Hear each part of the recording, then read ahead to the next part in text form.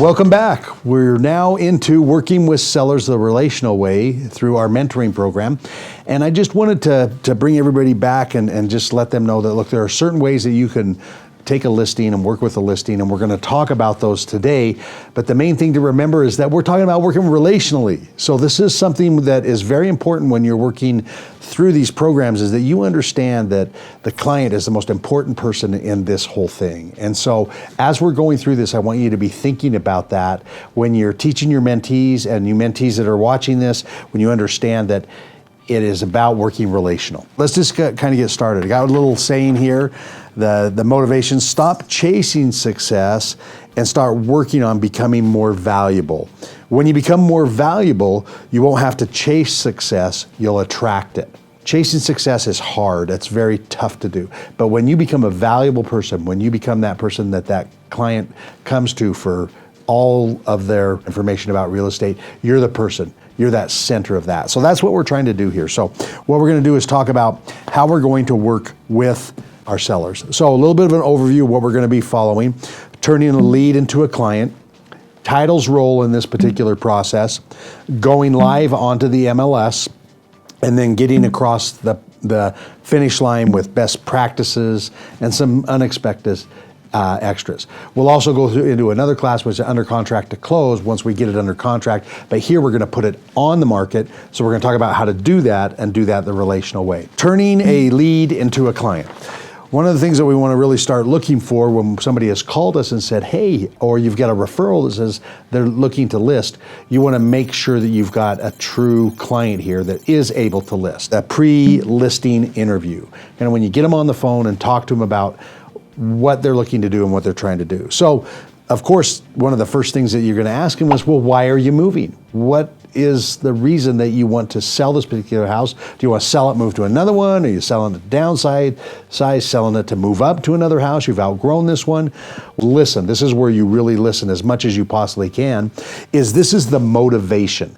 This is why they're doing it. And this is the key point to working by referral and working with your client, is that you want that motivation, because that's going to come in really handy later on. If for some reason that listing's stalling and not selling, or something's happening there, you want to be able to refer back to their motivation and what they're doing.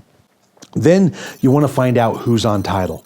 Who are the actual people that can sell the property? Now, you can talk to them on the phone, and then you can call your title company. Or if you have an address and everything before, you can do a little preliminary title, pull it up from the tax research that you would probably have in your MLSs in your area, and just say, who's on title, to see that. And this is kind of a preliminary thing. So if you're talking to the person and you're only talking to the husband, you can make sure that you know, well, okay, the wife is on board with this and we're ready to do this. Have you been inside the home before? Some of these might be might be return customers. I'm hoping that's the case, because you sold them the house and now you're going back to the house maybe 5 years later or 4 years later or something like that. So have you been inside the home? If you haven't been inside the home, that's okay. You don't need to do this in the initial interview, but you want to have some different things that you can ask them as you're going through the interview. And then, are they interviewing other agents? Very important to understand. Am I going to have any competition here? So are you interviewing other agents? What are you looking for in an agent? Those are the kind of questions you're going to ask them. And then where they're going to next, that might go back to the motivation.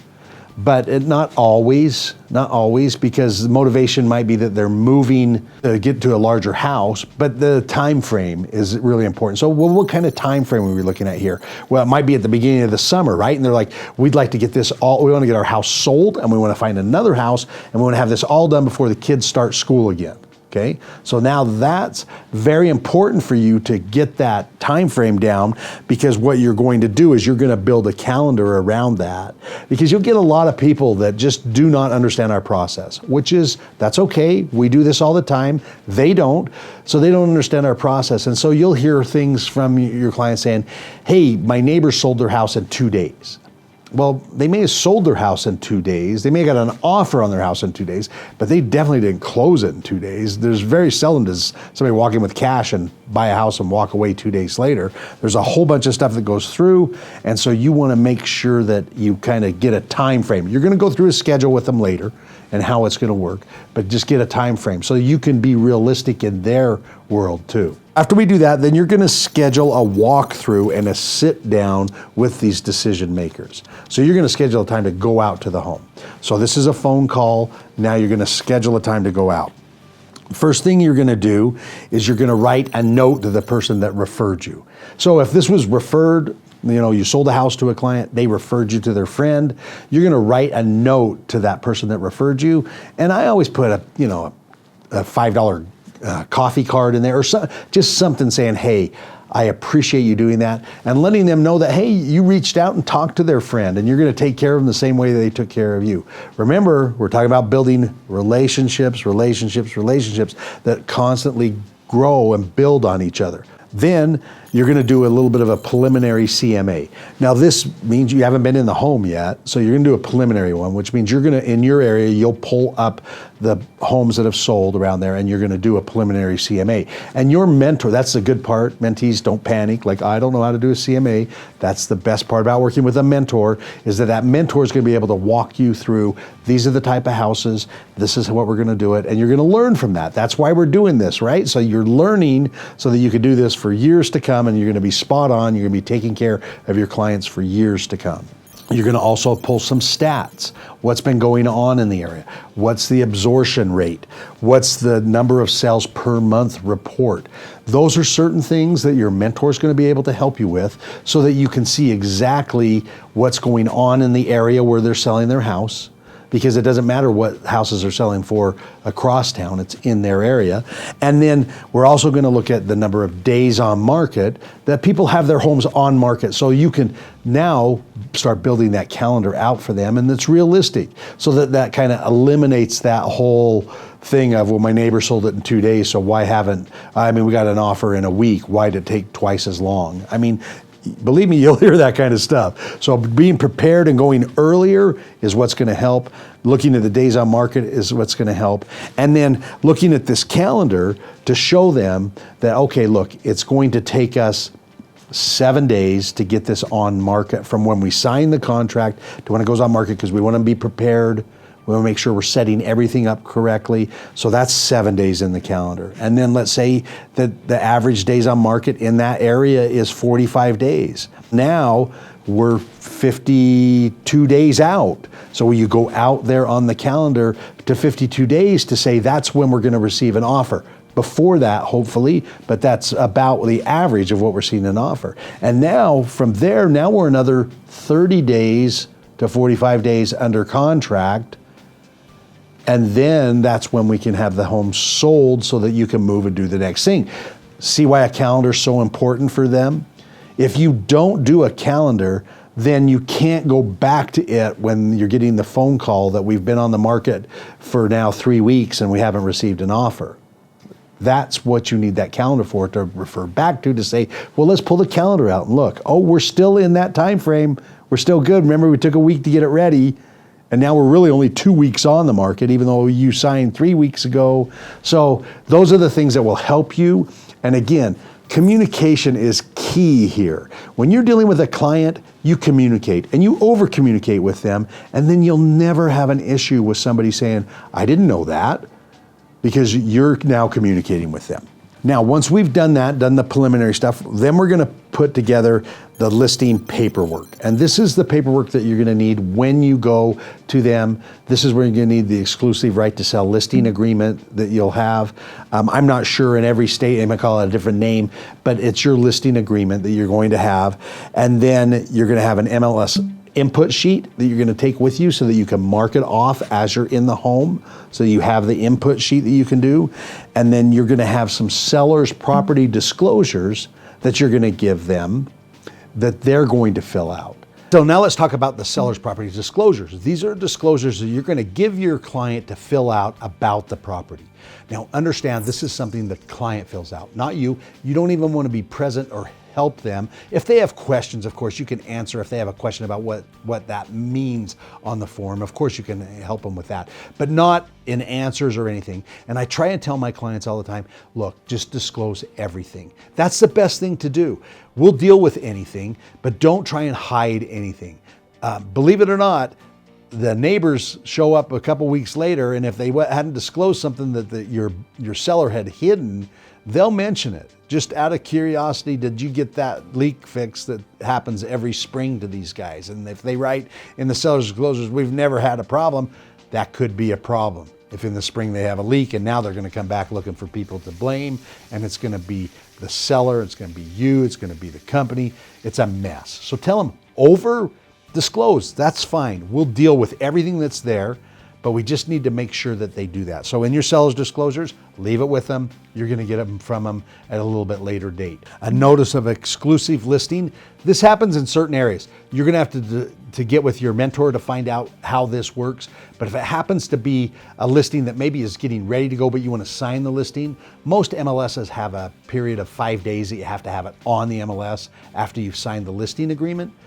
But every area is going to be different. If you have a notice of exclusive listing just stating that you're not going to put it on the MLS right away, and that might need to be sent in to the MLS so that you don't get fined or any of that stuff, that's the notice of exclusive listing. It'll be different in different areas. Just check with your mentor and find out which is going to be the best way for you to do that.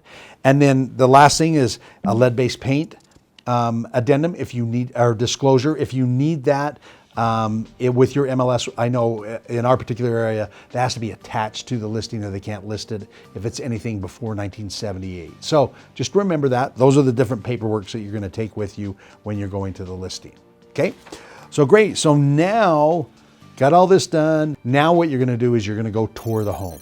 So what I like to do is I like to have a list ready to kind of go through and talk to them about what some things to do to enhance the home. And there's a home enhancement checklist that you'll have in your mentor packet. Just little cosmetic things that'll enhance the sellability or at least the showability of the house. So you're going to kind of walk through the house with them and remind them that, look, I'm just giving you suggestions. These are suggestions, not requirements. And just explain to them that the suggestions may help with selling the property faster, might help with the marketability of the property, but they're just suggestions. I'll use an example. I had a person go through a house with somebody and make a list, 2-page list of suggestions to do. The client that was potentially going to list the property called my agent and said, I can't do any of this. I'm freaked out. I can't sell my house now. And because of the list of suggestions, she thought she had to get it all done. Well, she was an 80-year-old woman that was selling this house and moving to an assisted area. So there was no way she was going to be able to do that. So the agent had to calm them down and say, those are just suggestions. Just get it out there up front. These are suggestions that are going to help you. And there might be some things that you can help them with, like let me, if you need somebody to help with landscaping, I've got somebody to come in and help clean up the landscaping a little bit. Or if you need a deep clean, I've got cleaners. All those things you're going to be able to help them with, but just let them know this is a suggestion. Now, when you're there, you have your seller interview, you're going to revisit the process that you started with in the beginning, which is what's your motivation, where you're moving, what's your timeline. And in this point in time, it's good for you to just make sure that if they have any fears or concerns, you need to ask them, what are your fears and concerns about selling this house? And those are going to come out, write them down. Some of their fears might be, I don't want people walking through my house just on a whim because I got a sign in the yard. Great, awesome. That's exactly what we can help with that, because people are going to set appointments. If somebody comes to your door and wants to see it without an appointment, I want you to turn them away and call me or call the scheduling service and do it the correct way. So we're protecting it that way. We also put electronic key boxes on in most places. Again, some places might be different, but electronic key box so that we know who goes into the house. So we have that information. So we're really looking out for their best interest if that's what they're afraid of. Some of their concerns might be, how long is it going to take and all that. Write those down because you're going to answer those for them, but you want to know what their fears and concerns are, because remember, if we're working relationally, we want them to refer lots of people down the road. And the way that they refer lots of people down the road is they say, my agent took every concern and every fear out of my mind, and it was such a smooth transaction that we would use them again and we would refer everybody we know.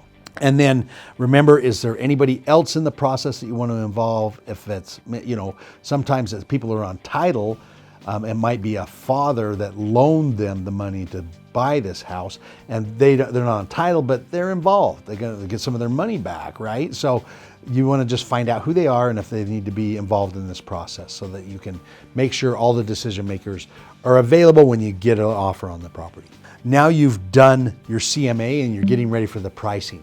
So you've kind of looked at the house, seen what it was, you've made some suggestions, you've re-talked about their motivation and everything. Have you noticed we've done all that before we get into the price?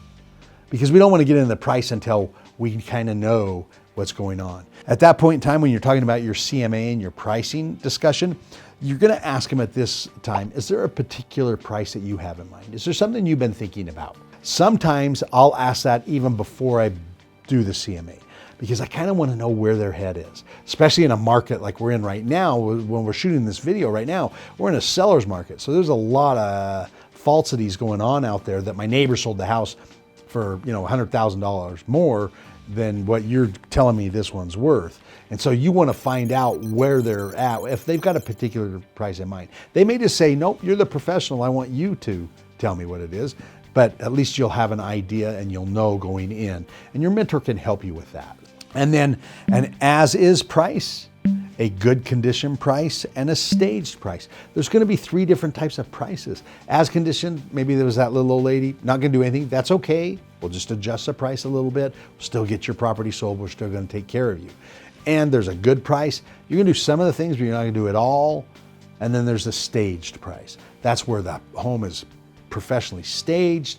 People come in, set things out, pictures are taken that way, and they'll tend to get a little higher price or a little, better on the market. And that's just kind of the shiniest penny on the street, right? I mean, it's like, that's exactly what a lot of people are looking for when I move in and it's done. They'll pay a little more premium for that. So you're going to go through that information with them, and then you're going to give them those pricing. Once you've given them those pricings, now what you want to do is work up a net sheet. And this is very important. It's probably one of the most important things that you can do. It does a couple things. One, it kind of helps eliminate that whole commission issue, okay? Because people really want to know a few things. They want to know, do I like you as a person? Well, if you were referred, of course they like you because their friend referred them or their brother or sister or something. So you've kind of got past a part of that. So they kind of like you. They just need to meet you and see that you're going to take care of them. They want to know how long it's going to take you to get this process done and what's going to be involved in it.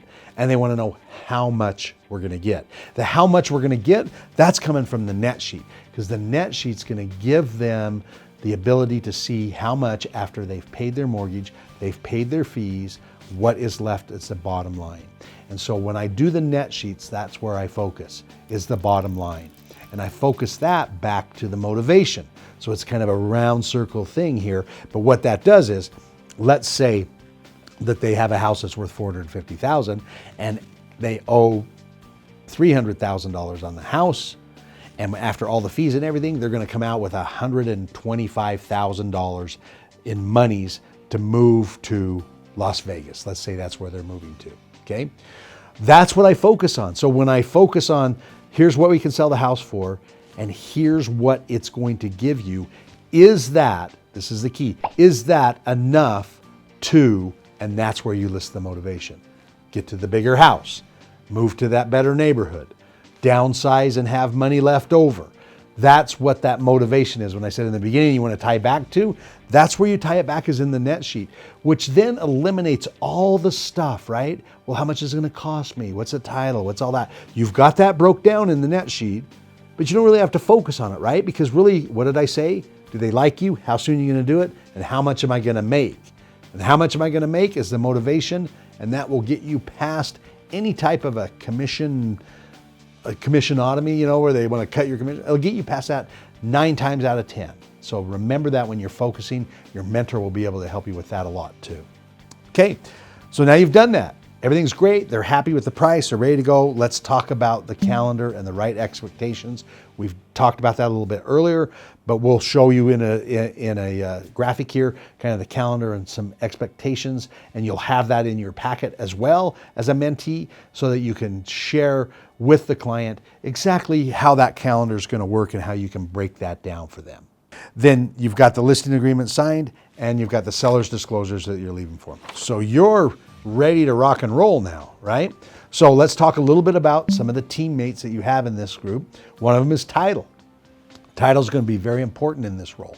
When we're working with buyers, it's more the lender, but in this, it's more title. Once you have your listing agreement signed, you're going to send a copy of that to your title company and you're going to ask them for a title report. So they can give you a report on this particular property. And what that does is it will come up with everything that's owed on the property, if there's any liens on the property, if there's anything going on with that property, that title report's going to come back out to you and to your client for them to review. Very important, very, very important that you review that preliminary title report that comes out. When I say preliminary, what it is it's going to be the title report of the people that own it. When we get when we get it under contract, we'll get a full title report with the buyers on there as well. But the sellers we want to know, because this is the point where things can come up that you talk with your title agent about anything that's on there and you talk with your client about anything that's on there. We've had specific title reports come up. When they get to closing, they realize there were 8 people that needed to sign on it. There was an executor, but on the executor of this particular trust, there needed to be the way the trust read, all 8 had to sign. They had to track 8 people down. That's the things you want to find out early. So read those title reports. I've seen lots of agents, not you guys, because you're being trained properly with your mentor, but lots of agents that don't read that title report, and then they get surprised when they get to a point where they say, well, wait a minute, what about that $10,000 IRS lien that's on the property? That's what the title report's going to tell you. You're going to see that in advance. And so when you're doing your net sheet, you could easily say to that person, hey, guess what? I told you were going to get $140,000, but there's an IRS tax lien on there. You're only going to get $130,000. Is that still going to get you to Las Vegas? Maybe you can make it up in gambling. I don't know. But what I'm saying is you've got to see that stuff. So read that stuff and look at that because it's very important for you to see the title report and see if there's anything that needs to be fixed on that. Then the title company is going to order payoffs and they're going to get social security numbers from your client. Let the title company do that and let your client know that the title company is going to call them and be requesting this information, and they want to make sure that anything that they do is through a secure portal, and anytime they're ever in any communication with title or you as the agent or lender, that they verify by calling that person and saying, did you send me this email and are you requesting this information from me? And as long as they say yes, then you're okay with that. If they say no, then you'll know there might be some potential scam that goes on out there, which happens. And so I just want you to be very prepared and let your clients know to be very prepared. Remember, you'd hate to have them be scammed and have that $140,000 wired to a scammer's account rather than yours because they got an email saying, hey, guess what? We changed where we need you to send our money. Happens. So we're just going to verify everything by phone. I don't want you to keep in your files, payoffs, their account numbers, or their social security numbers. Don't do it. Just don't do it. There's just no reason for you to have those. That's stuff for the title company to have, and they'll get that and they'll get their payoffs and everything ordered on that. And then again, we're always talking about with title, are you meeting with the actual decision makers? I think I said enough about that. If there's 8 people on the title, you want to make sure you get everybody there. So now we've done it, man. We've gone out, we've met with somebody new, we've written a nice note to the person that referred them. We've gone out, we've looked at their house, we've told them exactly what we're going to do as far as getting the house done and ready to go. Now we're ready to go live. We're ready to go put this on the MLS and get it out there live to everybody to get it sold. So when we're going live, there's a couple things that we want to do. We want to watch the market, what's happening around them at this particular point in time. So just like you set up a hot sheet for a buyer, you're going to set up a hot sheet for a seller too that says what is happening in that area, what's going under contract, what's being sold, and what's happening for them in that particular time frame and area. Okay? So you're going to want to make sure you do that hot sheet. Next thing you're going to want to do is you're going to want to look at MLS stats of what's happening around there, so you can kind of make sure you're always tracking what's happening there. You're going to track any showing that goes through that property. So I like to use, and a lot of the mentors are going to talk to you about this, use an automatic system. Here in our area, we use a thing called showing time. Some MLSs even have all that stuff on there. One of the things you want to remember with that is that gives you the opportunity to make sure you're seeing what's going on with the showings that are going through that property, and that's going to give them some feedback of what's happening there. Okay, so real important that we do that. Then you're going to tell them what you're going to do to market it. And that's where equity is awesome with that, okay? Because not only can you tell them what you're going to do to market it with an open house and how you're going to let all the agents know through the MLS that this is on the market and for them, but you also get to show them what you can do with our fantastic marketing center. So we have a marketing center on Elevate that you can go to, and it's your marketing center. And your mentor is going to help you get that set up with your picture and your information and everything there. But guess what? Equity took it one step further than that. Every listing that goes in, we have what we call AMP, which is our automatic marketing package. And what that does in the automatic marketing package for you is it automatically will send you out the photos of that property in a flyer form that you can go in and edit and make changes and do anything to. A postcard of just listed in the area, so you'll have a postcard listed that you can go get printed out. You'll also have an open house sheet. So it's awesome, and it comes out to you and it's automatic, and it's, guess what? At Equity, there's no charge for that. It's free to you because you're an equity agent. So that's one of the best things in our marketing tools, is that you're showing your client right off that you're the real professional.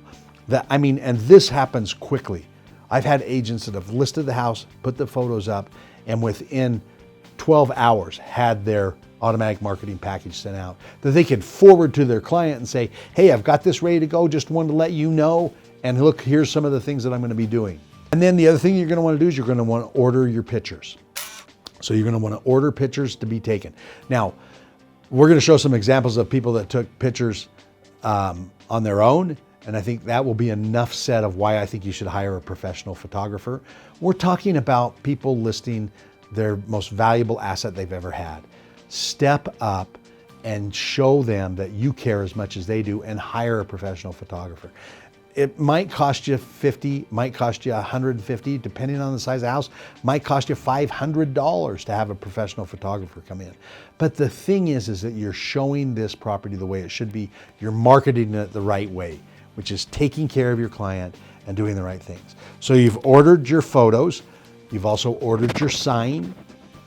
You've got your key box on the property. That's why I always say, give yourself 7 days. Tell them, look, it's gonna take us 7 days to get live. If you do it in 3, great. You under-promised and over-delivered. But just tell them it's gonna take 7 days. That way you can get your photos in, you can get everything going. So when it hits the MLS, when it hits all the marketing that's out there, you get to see it all. Okay, so now, there we go. We're live, we're on the market. Things are going great. You're doing all your marketing. You've sent your postcards out. You've been working with your mentor about what to do. You've been following up with your client on a weekly basis. You've been doing everything, and now we're gonna get across the finish line. Finish line means we've got a signed REPC, accepted by all parties. And so what is important about knowing that is once you get that REPC and signed, that you've turned that REPC now over to the title company so that they can order the buyer's name in the title. So you get all of that taken care of. And now you're moving through to get the next things done. The disclosures and the REPC requirements, you're going to send those to the new buyer. So the disclosures will have been filled out by them, just not that day of the listing. You're going to get them, just put in your calendar, you're getting the disclosures, a couple days after listing, and then just have your client send them to you in dot loop. Just make sure you have those ready so when you get an offer in, you have the disclosures that you then can forward to the buyer's side. Then you're going to schedule your settlement, and you're going to schedule your repairs, and all of that stuff is going to happen during that time. So it's going to go under contract. There's going to be seller's disclosures, which are usually 7 days after you've signed on the contract. And then the next thing you're going to do is you're going to have your due diligence. So the buyer's going to do their due diligence on the property, which they're going to go in and look at your seller's property through the buyer's eyes and see if there's any repairs and things they want to have done. Once they've done that, they're going to negotiate those repairs with you guys. And what you're going to do is they'll start that repair negotiation with you. And then once you get to that, your clients can say, yes, we'll do that. No, we won't do that. And you'll get to a yes. The next thing that the buyer's going to do is get an appraisal done. And once that appraisal is done and comes in at the right amount, because we're professionals, we've done the right pricing on this, and the appraisal comes in right, then we can schedule a settlement and have the documents signed. Once we've signed the documents, that's settlement, right? It's not closing and recording. So let your clients know you're going to have that time frame of when they need to be out of the house, so they know they signed the documents. Usually the next day it records, and then depending on what you have said to them, that's when you're going to record and fund that, and then possession is all negotiated in that. So make sure your clients understand that so that they get that done, so when they're ready to move out of the house, you don't have a surprise of a buyer showing up early, and you don't have a surprise of a seller not being ready to go. So you're going to communicate all that early, especially right after you get the rep C signed, so that they know, because packing up a house is not easy, not fast, needs to be done. And so you got to get them moving on it, because you don't want your buyer rolling through there, doing their final walkthrough on the property and the seller hasn't packed a thing and you're closing in 2 days. There's going to be some panic setting in there. So for the buyer and for your seller, because they're not ready to go. So let's make sure we communicate that in a timely fashion for them. So that's great. Had a listing, listed it, took the right photos, did the right things to take care of that client, which means we communicated that with them on a weekly basis. If there was no news, we told them there was no news. If people were walking through their house and not buying it, then we might be a little bit too high. We're talking about all those things with them. Your mentor is going to be so valuable in talking to you about how to get price reductions and work through that stuff. But as long as we've done the right things up front, that shouldn't be a case. But if it is, if something's happened, the market shifts or things go on, that way you know that you'll be able to go back to them and get that price reduction if you need it and move forward. Let's talk about some of the best practices to make sure that you're doing this. And of course, I said communication. I think I've said that about 1,000 times in this video. Communicate with your client.